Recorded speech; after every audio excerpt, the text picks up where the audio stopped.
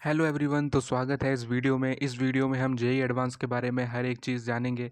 तो इससे पहले वाले वीडियो में मैंने जेई मेंस के ऊपर बनाया था, जिसमें कि मैंने आपको जेई मेंस के बारे में सारी चीज़ें बताई थी कि जेई मेंस क्या होता है, एग्ज़ाम पैटर्न क्या होता है, कितनी परसेंटाइल आपको चाहिए होती है। आज के इस वीडियो में हम लोग बात करेंगे जेई एडवांस्ड के बारे में कि जेई एडवांस्ड एग्ज़ाम जो है उसका क्या पैटर्न होता है, कितने नंबर्स कितने मार्क्स आपको चाहिए होते हैं जिससे कि आपको आईआईटी या अदर रिनॉन्ड इंस्टीट्यूशंस मिल सकें। Okay, so all about JEE advanced video में आपका स्वागत है।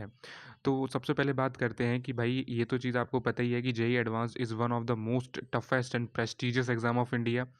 इंडिया का सबसे टफेस्ट और सबसे प्रसिद्ध प्रेस्टिजियस एग्जाम है। ठीक है, it is second toughest exam in India after UPSC CSE. अब देखो, यूपीएससी सीएसई यानी जो union public service commission civil services exam, CSE मतलब, ठीक है, उसके बाद ये दूसरा सबसे बड़ा एग्ज़ाम है। और अगर इंजीनियरिंग एग्ज़ाम्स की बात करते हैं आप इंडिया में, तो ये फर्स्ट नंबर पे सबसे टफेस्ट है।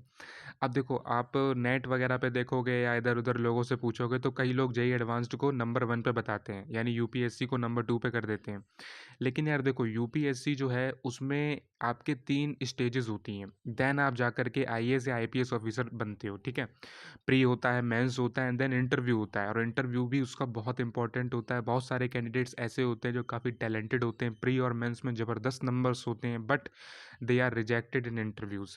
सो उसमें 3 स्टेजेस होती हैं और इसमें आपकी केवल 2 स्टेजेस हैं, JEE mains and then JEE advanced.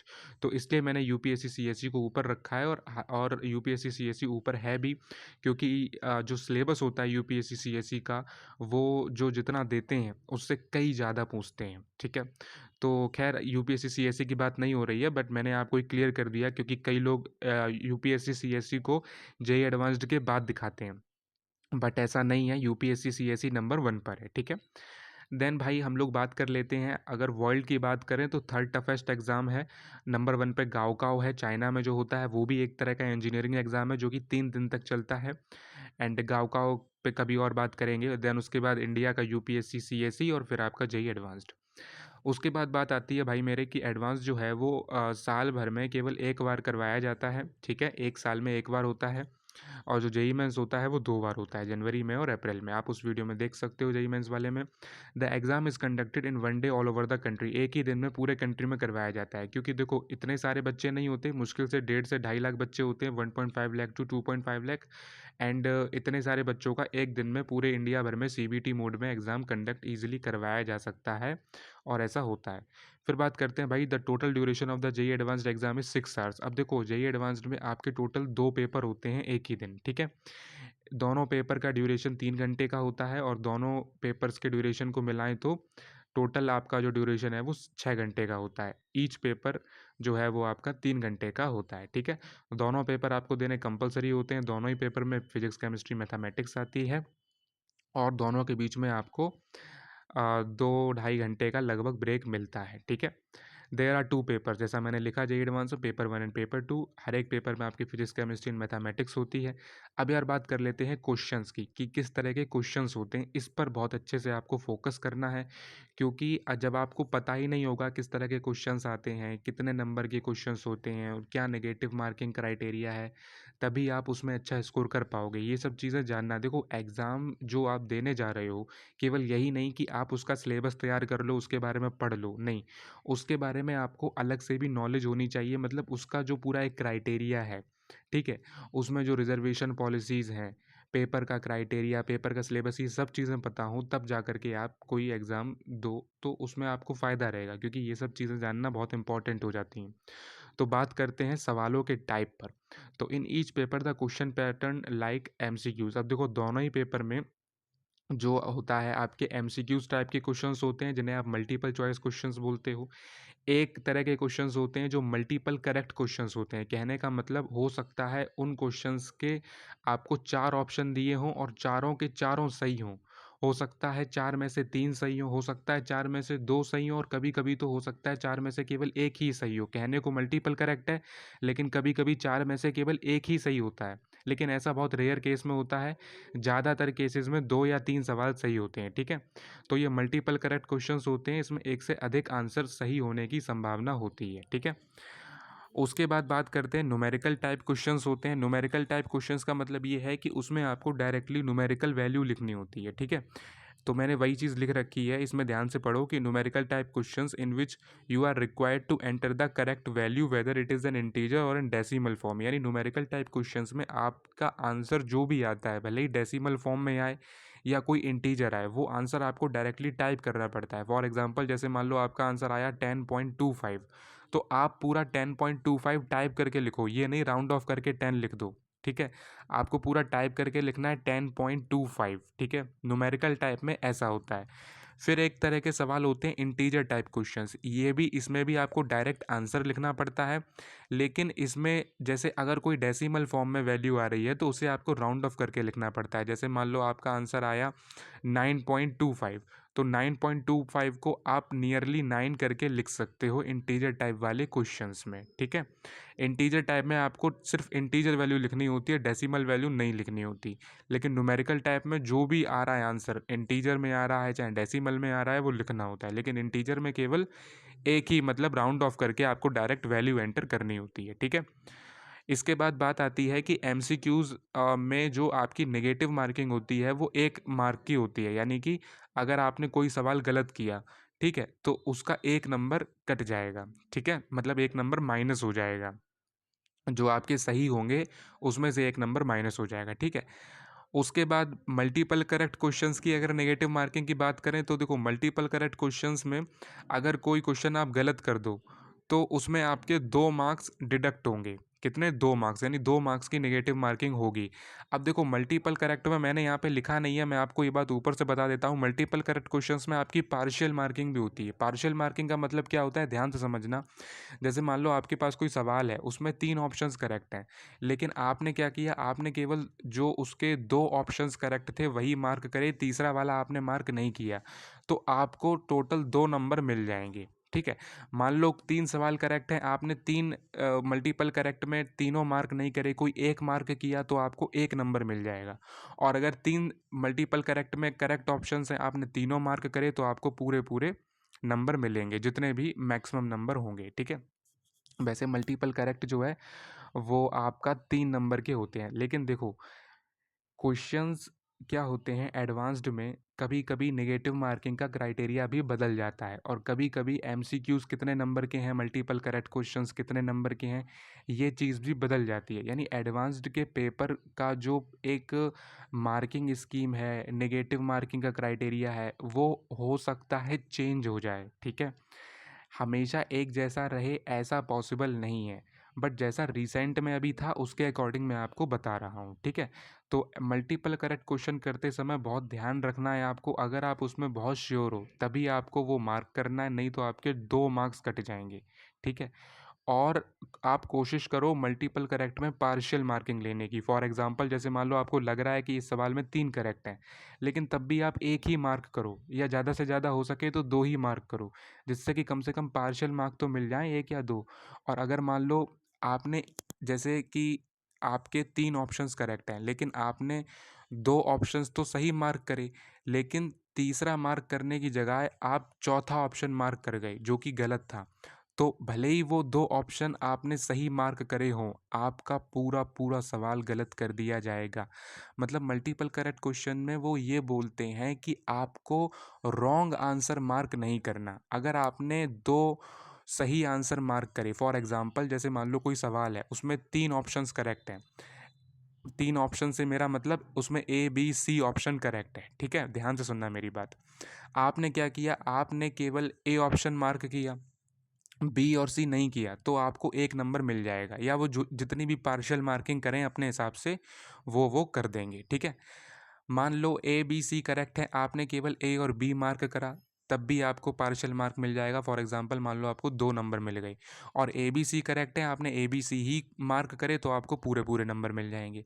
लेकिन अगर A B C correct options हैं और आपने मार्क कर दिया ए बी और डी, तो जो डी है वो इनकरेक्ट ऑप्शन था, लेकिन आपने वो भी मार्क कर दिया, तो अब आप ये एक्सपेक्ट करो कि आपको पार्शियल मार्किंग होगी, तो बिल्कुल भी नहीं होगी, क्योंकि आपने इनकरेक्ट आंसर, यानी जो 2 ए और बी करेक्ट थे उनके साथ में आपने डी को मार्क कर दिया जो कि इनकरेक्ट था।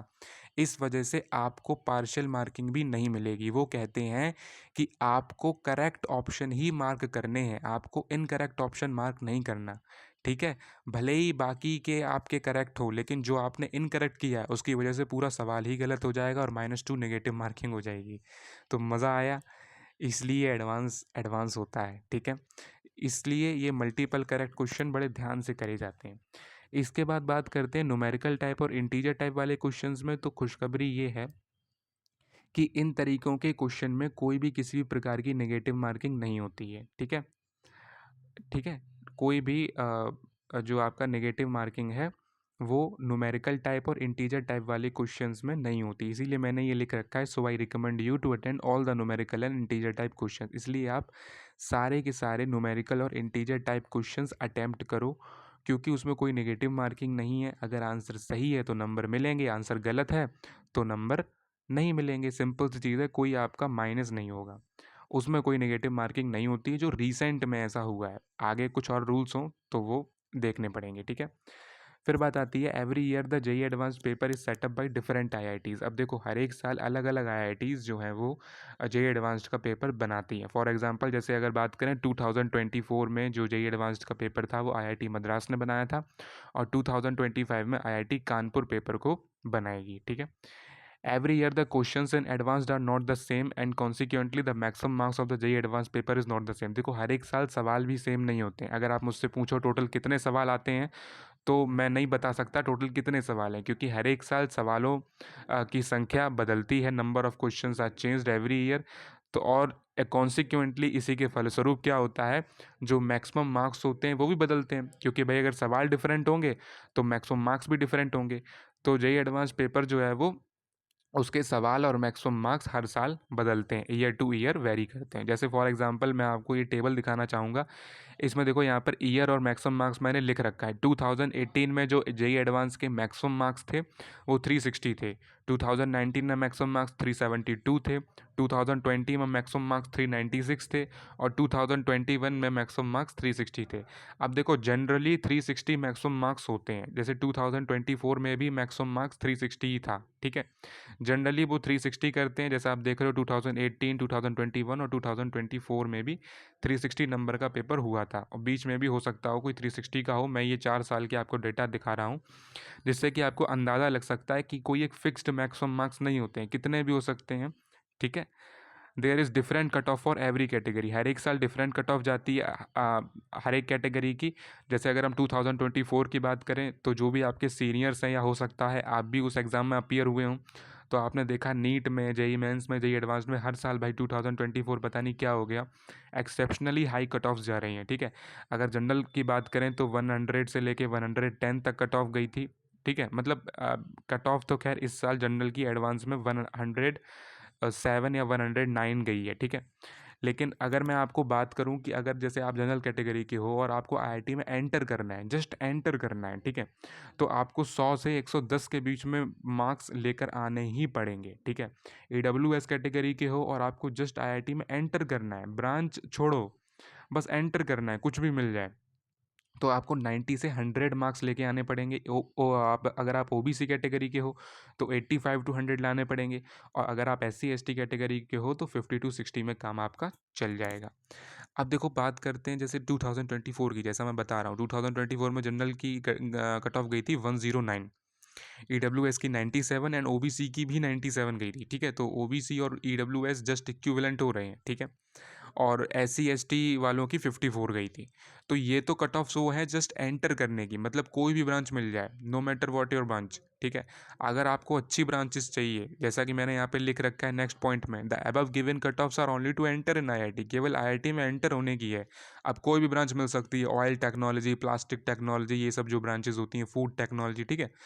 अगर अच्छी ब्रांच चाहिए जैसे सीएससी, इलेक्ट्रिकल, मैकेनिकल, सिविल वगैरह, तो स्पेशली अगर मैं सीएससी और इलेक्ट्रिकल की बात करूं, तो अपनी अपनी कैटेगरी में आप 30 से 50 मार्क्स और जोड़ दो। कहने का मतलब, जनरल वाले 150, 160, इवन 200 तक नंबर हों, तब जाके कहीं सीएससी इलेक्ट्रिकल मिल पाएगी किसी भी आईआईटी में। और अगर टॉप की आईआईटी में चाहिए तो भाई लगभग 210, 220, 30 लगभग नंबर हो जनरल वालों के लिए, ठीक है। और उससे 50-60 नंबर कम कर लें बाकी लोग, ठीक है, उनकी वो हो जाएगी। तो इस तरह से आपको ये कट ऑफ्स होती हैं। उसके बाद बात करते हैं कि जो पेपर होता है वो आपका सीबीटी मोड में होता है, मतलब computer based test online mode होता है, ठीक है। Both papers are conducted on the same day, एक ही दिन में दोनों पेपर्स होते हैं, बीच में आपको गैप मिलता है, ठीक है। हर एक पेपर 3 घंटे का होता है, बीच में आपको गैप दिया जाता है, ठीक है, थोड़ा बहुत मतलब रिफ्रेशमेंट के लिए। उसके बाद क्या है, जैसे आपने देखा हो नोट्स डायरी टाइप नहीं होती हैं, डायरी जो होती हैं नोट्स वगैरह बनाने वाली कुछ, वैसी आपको आईआईटी के द्वारा ही प्रोवाइड करवाई जाती है, जिससे कि आप उस पर अपनी कैलकुलेशन वगैरह कर पाओ, क्योंकि सीबीटी मोड है, ठीक है। कोई आपको अलग से वो शीट प्रोवाइड नहीं करवाते, बस आईआईटी आपको क्या करती है, जो भी आईआईटी पेपर करवाती है वो आपको एक मतलब एक डायरी टाइप की शीट देती है, ठीक है। और एक बार में एक ही शीट मिलती है, कहने का मतलब पेपर 1 देने जब आप जाओगे उस टाइम आपको वो शीट दी जाएगी, उसके बाद फिर पेपर 2 आप देने जाओगे तब एक शीट दी जाएगी। आप अगर कहो कि पेपर 1 के टाइम पे आप 2 शीट्स मांग लो तो ऐसा नहीं होगा, ठीक है, मतलब 2 डायरी टाइप की होती हैं। तो आपको 2 डायरीज़ नहीं मिलती हैं, पेपर 1 देने जाओगे तब वो आपको एक डायरी देंगे, उसी पे आपको अपनी सारी कैलकुलेशन करनी है। और जब आप पेपर 2 देने जाओगे तब वो फिर से आपको एक न्यू डायरी देंगे, उस पे आपको अपनी सारी कैलकुलेशन करनी है। वो डायरी आप अपने घर ले जा सकते हो, ठीक है। और आराम से बड़ी डायरी होती है, उसमें बहुत सारे पेजेस होते हैं, ये मत सोचो कि कैलकुलेशन करेंगे डायरी ख़त्म हो गई दूसरी नहीं देंगे, ऐसा नहीं होता। बहुत बड़ी डायरी होती है, बहुत सारे पेजेस होते हैं, कोई प्रॉब्लम नहीं होती है, एक ही डायरी पे सारी की सारी कैलकुलेशंस हो जाती हैं, ठीक है, कोई उसमें प्रॉब्लम नहीं होती है। मतलब डायरी टाइप की होती है, वो लोग उसे कुछ और बोलते हैं, कुछ पैड टाइप का, स्क्रिबल पैड, यस, अब मुझे अभी याद आया, स्क्रिबल पैड उसको वो बोलते हैं, वो आपका डायरी टाइप का होता है, ठीक है। उसके बाद बात आती है every year 1.5 lakhs to 2.5 lakhs appear in the exam. हर एक साल, जैसे मैंने JEE advance sorry JEE mains के वीडियो में बताया था कि 1.5 से 2.5 लाख बच्चे एडवांस में बैठते हैं, और केवल 40,000 टू 45,000 ही सक्सेसफुल होते हैं एडवांस को क्रैक करने में। और अब आप ये सोचोगे कि क्रैक करना मतलब आईआईटी में जाना, नो, आईआईटी में केवल 17,000 से 20,000 ही जा पाते हैं। अब तुम कहोगे कि एडवांस क्रैक तो कर लिया, फिर आईआईटी में क्यों नहीं भेज रहे? भाई आईआईटीज़ की भी तो कट ऑफ होंगी ना अपनी अपनी, तो उसकी कट ऑफ में जब तक नहीं आओगे, ऐसा तो नहीं है वो सारे एडवांस क्लियर बच्चों को उठा ले, ठीक है। तो केवल 17 से 20 हज़ार बच्चे ऐसे होते हैं जिन्हें वो उठाती है, ठीक है। लेकिन जो बाकी के बचे हुए बच्चे होते हैं वो कहाँ जाते हैं? तो और भी काफ़ी रिनॉन्ड इंस्टीट्यूशंस हैं अपने इंडिया में जो कि आईआईटी से बढ़कर हैं, और बोलें तो आईआईटी के बराबर ही हैं। जैसे आईआईएससी बैंगलोर, भाई बहुत अच्छा इंस्टीट्यूशन है, सीवी रमन सर इसके पहले प्रेसिडेंट थे। आपने रॉकेट बॉयज़ वेब सीरीज़ देखी होगी, उसमें आपको दिखाते हैं Homi Jahangir Bhabha, Vikram Sarabhai, sir APJ Abdul Kalam and आपके सीवी रमन, ये सब के सब इतने ब्रिलियंट एंड रिनॉन्ड साइंटिस्ट्स आपके आईआईएससी बैंगलोर में रिसर्च करते थे, वहीं से पढ़े हुए हैं। तो भाई ये तो बहुत ही बढ़िया है, मतलब अगर आप बोलोगे आईआईटी का बाप है आईआईएससी बैंगलोर, ठीक है। यहाँ पर अगर आपका हो गया ना, मस्त चीज़ है भाई। ये भी ऑफ़र करती है जेईई एडवांस्ड वालों को। और एक आईआईएसटी है तिरुवनंतपुरम में, जो कि केरला की कैपिटल है। आईआईएसटी है Indian institute of space technology. अगर आपको साइंटिस्ट बनने का जुनून है, साइंटिस्ट बनने का मतलब आप में इंटरेस्ट है, तो आईआईएसटी से पढ़े हुए बच्चों को डायरेक्ट इसरो अपने यहाँ एडमिशन करती है, मतलब अपने यहाँ लेती है। ISRO, Indian space research organisation, ISRO direct IIST से पढ़े हुए बच्चों को लेती है। तो भाई यही सब बातें थी जेईई एडवांस्ड के बारे में। और एक आईसर और होते हैं, IISER, ठीक है, वो भी जेईई एडवांस्ड के थ्रू बच्चों को लेती है, उसमें भी आप जा सकते हो, ठीक है। बस आप एडवांस क्रैक कर लो तो कोई ना कोई रिनॉन्ड इंस्टीट्यूशन तो आपको ईजिली मिल जाएगा, ठीक है। और कुछ फॉरेन यूनिवर्सिटीज़ भी हैं, जैसे फॉर एग्जांपल कैम्ब्रिज यूनिवर्सिटी, और एक सिंगापुर यूनिवर्सिटी है जो कि जेईई एडवांस के थ्रू आपको लेती है, ठीक है। फिर यही सब था आपका जेईई एडवांस के बारे में। तो मैंने लिख रखा है लास्ट में, keep hard working and study with Joy. भाई देखो, प्रॉब्लम बिल्कुल नहीं है, आराम से पढ़ो, कोई दिक्कत वाली बात नहीं है, आराम से तैयारी करो, बहुत ही अच्छे से पढ़ो। कोई भी चीज़ टफ़ नहीं होती, क्योंकि क्रैक तो बच्चे ही करते हैं ना। आपके जैसे ही बच्चे, आपके जैसे ही अन्य अदर्स स्टूडेंट जो हैं, वो भी इस चीज़ को समझते हैं, वो भी पढ़ते हैं, वो भी क्रैक करते हैं, ठीक है। तो मुश्किल कुछ नहीं है, बस अच्छे से पढ़ो और पैटर्न को ध्यान से समझ के पढ़ो। जैसे मैंने ये सब चीज़ें बताई कि मल्टीपल करेक्ट होते हैं, इंटीजर टाइप, न्यूमेरिकल टाइप, ठीक है। अब इंटीजर टाइप, न्यूमेरिकल टाइप में आपको घबराना नहीं है, जो आंसर आपको लगे वो लिखो, सही होगा तो नंबर मिलेंगे, गलत होगा तो कुछ नहीं। आपका घाटा थोड़े नहीं है। लेकिन हाँ, एमसीक्यूज़ और मल्टीपल करेक्ट क्वेश्चंस जो होते हैं, उन्हें आपको दिमाग से करना है। आते हैं तो करो, नहीं आते तो छोड़ो, क्योंकि भाई नेगेटिव मार्किंग है, ठीक है? तो ये सब चीज़ें आपको ध्यान रखनी है और इन्हीं सब चीज़ों को समझ के आगे बढ़ना है और ज़रूर आप एडवांस्ड को क्रैक करोगे, ठीक है ना? बस एक आपकी सही सोच होनी चाहिए, आपकी एक मतलब आपके अंदर जुनून होना चाहिए। बस पढ़ते रहो लगातार, कुछ नहीं है। भाई देखो, हर चीज़ को हाइप बनाया जाता है, बड़ा बनाया जाता है, ऐसा कुछ नहीं होता है। करते तो बच्चे ही हैं, बस दिमाग में ये रखो, आपके जैसे ही बच्चे एडवांस को क्रैक करते हैं। आपके जैसे ही बच्चे कोने में बैठ के रोते हैं। बस फ़र्क इतना है कि आप किन बच्चों को फॉलो करते हो, ठीक है? आप कैसे बनना चाहते हो? आप उन अच्छे बच्चों की तरह बनना चाहते हो जो एडवांस क्रैक करते हैं, या उन बुरे बच्चों की तरह, उन होपलेस पेसिमिस्टिक बच्चों की तरह बनना चाहते हो जो कोने में बैठकर रोते हैं, ठीक है? तो वो आपको डिसाइड करना है, ठीक है? और आराम से पढ़ते रहना, कोई बड़ी बात नहीं है एडवांस्ड क्रैक करना, बहुत सिंपल चीज़ है। बस पेपर पैटर्न अपने दिमाग में रखो और आराम से सही-सही पढ़ो, इतने कोई भयंकर सवाल नहीं आते। दूसरी चीज़ देखो, मैं एक चीज़ बताना चाहता हूँ, मतलब कि जैसे यूट्यूब पर आपको बहुत सारी वीडियोज़ मिल जाएँगी, toughest question of advance, advance बहुत कठिन है, ये वो। भाई ऐसा कुछ नहीं होता। वो लोग क्या करते हैं, देखो, जैसे मान लो 10 क्वेश्चन आए, 10 क्वेश्चन में से 3 या 4 क्वेश्चन बहुत टफ थे, तो भाई 6 सिंपल भी तो थे। ये भी तो देखो, यूट्यूबर्स तुम्हें वो पहलू दिखाते हैं जो पहलू टफ है, जो पहलू ऐसा है जिससे तुम्हें लगे यार बहुत टफ है। देखो, टीचर्स यूट्यूब पर बहुत सारे एडवांस को हाइप क्यों बनाते हैं, क्योंकि अगर वो ये कहने लगे एडवांस में सिंपल सवाल भी आते हैं, तो उनके सब्सक्रिप्शन, उनकी क्लासेस कैसे बिकेगी, ठीक है ना? तो उनकी क्लासेस बिकने के लिए वो अपना मतलब पैसा कैसे बच्चों से लें, अपने कोचिंग के लिए कैसे लूटें बच्चों को, तो उस चीज़ को हाइप बनाते हैं, उस चीज़ को एक्सट्रीम लेवल पे शो करते हैं। ऐसा नहीं होता, सिंपल सवाल भी आते हैं। मैं आपको अभी मेरे चैनल पर भी वीडियोस पड़े हुए हैं फिजिक्स के। मैं उसमें आपको अभी कुछ बस यही सिलेबस हो जाए, थोड़ा बहुत फॉर्मूलाज वगैरह आपको बता दें, उसके बाद एडवांस के कुछ सवाल लेके आएंगे जो कि बहुत सिंपल सिंपल हैं। भाई मेरा विश्वास करो, बहुत सिंपल सिंपल सवाल है और हर साल ऐसे आते भी हैं। हाँ, कुछ टफ भी आते हैं, ये भी बात ठीक है, बट तुमको हर एक सवाल इतना टफ आता है तो ऐसा नहीं है। कुछ सवाल आते हैं जो बहुत टफ आते हैं, yes yes it's true, but भाई कुछ सिंपल भी आते हैं और ज़्यादातर सिंपल आते हैं। ऐसे समझो, अगर 60% सिंपल आता है तो केवल 40% हार्ड आता है, और वो तुम्हें वही 40% चीज़ दिखाते हैं। तो बिल्कुल घबराओ मत, आराम से करो, कोई प्रॉब्लम नहीं है। All the very best. और वीडियो अच्छा लगा हो तो प्लीज़ अपना प्यार ज़रूर दें। Thank you, thank you, thank you very much.